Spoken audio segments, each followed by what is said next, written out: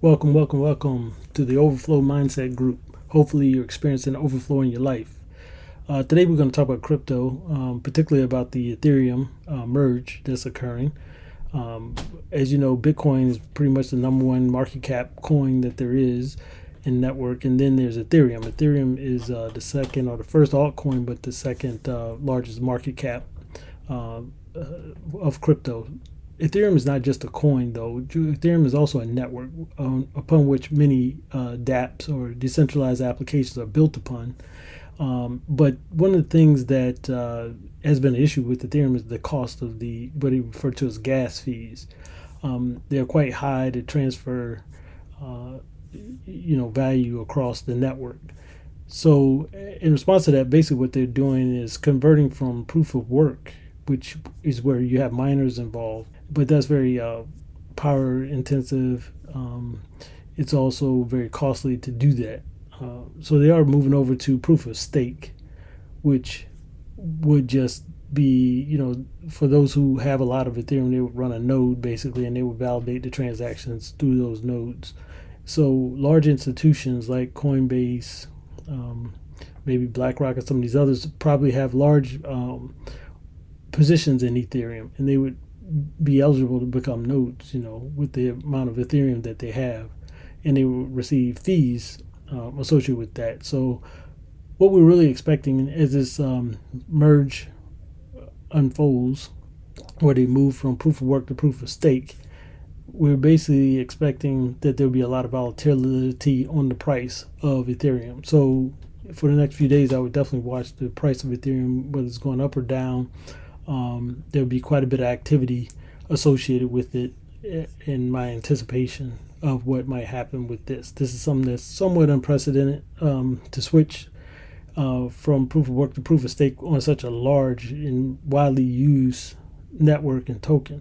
So we really don't know what to expect here. So, but I just wanted you to be aware of this taking place, and you could maybe capitalize on what happens, or just watch and wait and see what happens with that. But if they are successful, they will greatly reduce the fees associated with the transfer of value across the network. So that would be a big win for Ethereum if that does work out.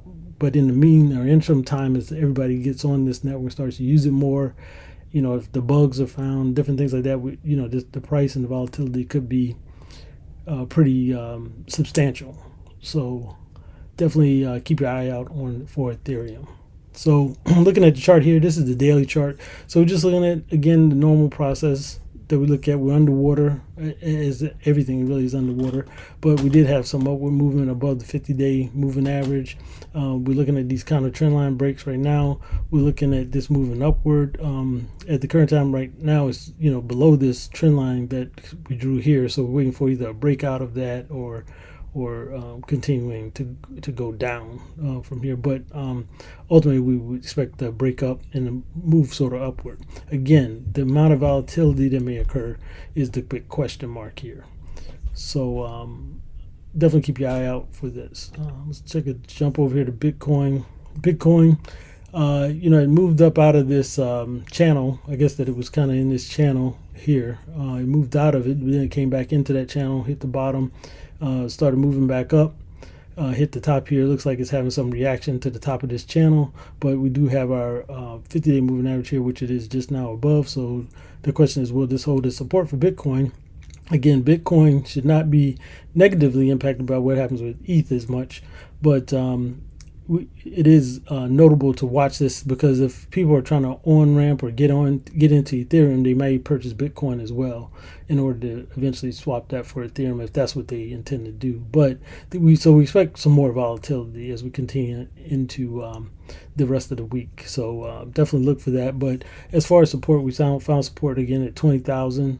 So the anticipation here is, even if it does come back down to 20,000, that we would be seeing brighter days, as it moves upward and out of the water of the 200-day moving average. So just keep an eye on that.